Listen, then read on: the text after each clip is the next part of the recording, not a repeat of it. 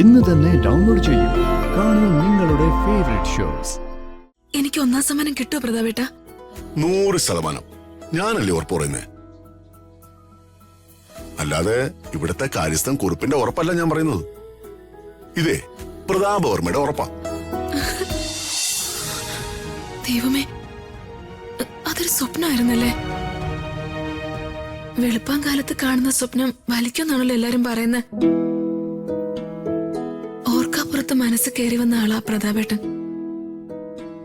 ഇനി എനിക്ക് മറക്കാൻ പറ്റും തോന്നുന്നില്ല. പ്രതാപേട്ടൻ വളരെ നല്ല ആളാ. നല്ല മനസ്സും ഒരുപാട് കഴിവുള്ള ഒരാള്. അങ്ങനെയുള്ള ഒരാളെ ഭർത്താവായി കിട്ടാന്നുള്ളത് ഏതൊരു പെണ്ണിന്റെയും ഭാഗ്യമാ. ആ ഭാഗ്യവതി ഞാനാണോ?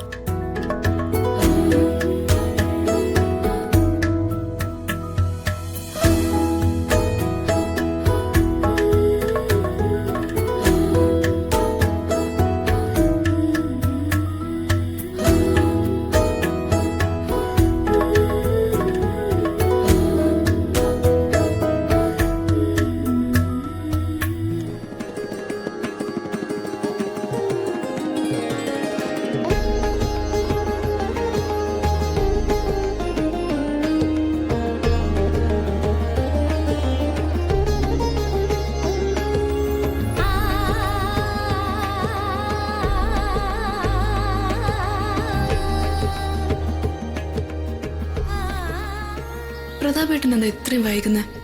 ഞാൻ എത്ര നേരിട്ട് കാത്തിരിക്കുന്നു.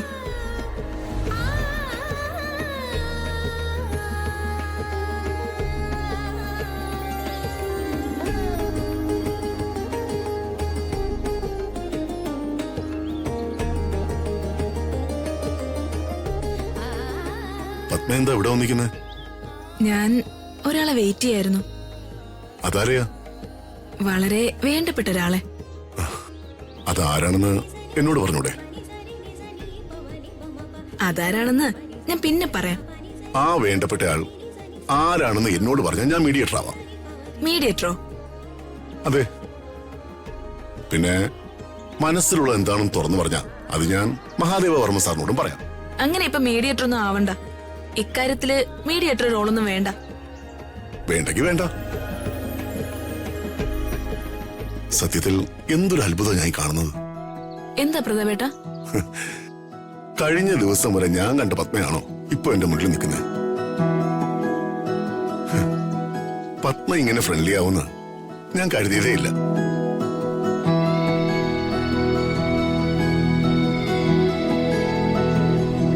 അത് എനിക്ക് പറ്റിയ വലിയൊരു മിസ്റ്റേക്ക് തന്നെ പ്രതാപേട്ട. എനിക്കതിൽ വലിയ വിഷമമുണ്ട്. ഞാൻ പല പ്രാവശ്യം സോറി പറഞ്ഞതുവാ. അയ്യോ പത്മ, ഞാൻ പത്മയെ വിഷമിപ്പിക്കാൻ വേണ്ടി പറഞ്ഞല്ല. അല്ല പ്രതാപേട്ട, തെറ്റുപറ്റിയത് എനിക്കാ. അമ്മ ഒഴിച്ച് മറ്റുള്ളവരെല്ലാം പ്രതാപേട്ടനെ വളരെ പുകഴ്ത്തി സംസാരിക്കുന്ന കേട്ടാ ഞാൻ പ്രതാപേട്ടനെ മനസ്സിലാക്കാൻ തുടങ്ങിയത്. എന്റെ അച്ഛന് പ്രതാപേട്ടനെന്ന് വെച്ചാ ജീവനാ. പിന്നെ എനിക്കും ചെറിയ ചെറിയ കുഴപ്പങ്ങളുണ്ടായിരുന്നു. ഇപ്പോഴും ഉണ്ട്. എല്ലാവരും കൊച്ചു തമ്പുരാട്ടി രാജകുമാരി എന്നൊക്കെ വിളിച്ചപ്പോ കുറച്ച് അഹങ്കാരമൊക്കെ എനിക്ക് വന്നുപോയി. പിന്നെ കാശല്ലല്ലോ, കഴിവല്ലേ പ്രധാനം. പ്രതാപേട്ടന്റെ മുന്നില് ഞാനൊക്കെ ആരാ? അങ്ങനെയൊന്നും പറയരുത് പത്മ. പത്മ സർഗസിദ്ധിയുള്ളവളാ. സർഗാത്മകത എന്നൊക്കെ പറഞ്ഞ ഒരു വരദാനോ അത് വേണ്ടോളം കിട്ടിയവളാ പത്മ. പത്മ അതിമനോഹരമായി നൃത്തം ചെയ്യും, നന്നായി വരയ്ക്കും, അത്യാവശ്യത്തിന് പാടും. അതൊക്കെ ചില പ്രത്യേക ദൈവാധീനമുള്ളവർക്ക് കിട്ടുന്നതാ. പ്രതാപേട്ടനും പാടുമല്ലോ. എന്താ പത്മേ, അതൊക്കെ ഒരു പാട്ടാണോ? അതുകൊണ്ട് മാത്രം പ്രതിഭാശാലിയാവോ? പടുപാട്ട് പാടാനും കഴുതയുണ്ടോന്ന് ഒരു പഴംപുരാണം കേട്ടിട്ടില്ലേ? അതുപോലത്തെ ഒരു കഴുതയെ ഞാൻ. അല്ല പത്മ എന്താ ഇങ്ങനെ തന്നെ നിൽക്കുന്നത്? ഇന്ന് ഡാൻസ് പ്രാക്ടീസ് ഉള്ളതല്ലേ, നമുക്ക് പോണ്ടേ? പോണം. ഒന്നാം സമ്മാനം സൂര്യമംഗലത്ത് പത്മാവതി തമ്പുരാട്ടിക്ക് തന്നെയാ. അതിൽ യാതൊരു സംശയവും വേണ്ട. എനിക്ക് ഒന്നാം സമ്മാനം കിട്ടുമോ പ്രതാപേട്ട? 100% ഞാനല്ലേ ഉറപ്പ് പറയുന്നേ. അല്ലാതെ ഇവിടുത്തെ കാര്യസ്ഥൻ കുറിപ്പിന്റെ ഉറപ്പല്ല ഞാൻ പറയുന്നത്. ഇതേ പ്രതാപവർമ്മയുടെ ഉറപ്പാ.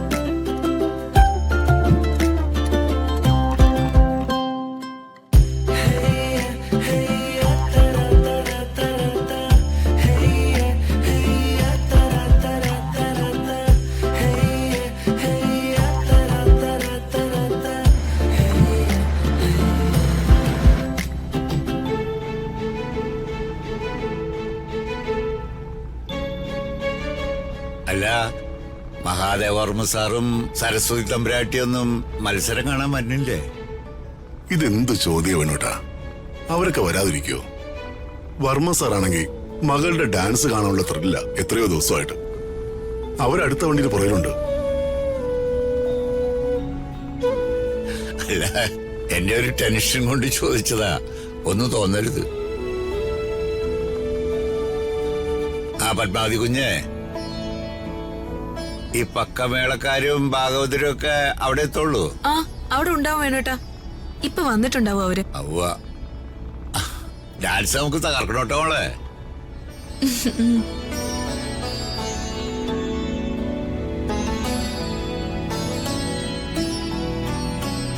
അതാരാ വേണോട്ടാ? അതാ പാട്ടുപുരക്കിലെ കർത്താവും അയാളുടെ കൂലിത്തല്ലുകാരുക. എന്റെ ശത്രു ഊർമിളയുടെ അച്ഛനാ നിക്കുന്നത്. ആ, എന്നോടൊക്കെ നിൽക്കുക. ചൊറിയാനാണെങ്കിൽ നമുക്കൊന്ന് കാണണമല്ലോ. കാർ ഒതുക്കട്ടെ ഞാൻ? വേണോട്ടാ, വണ്ടി ഒന്ന് ഒതുക്ക്, നമുക്കൊന്ന് മുട്ടിക്കളയാം. ആ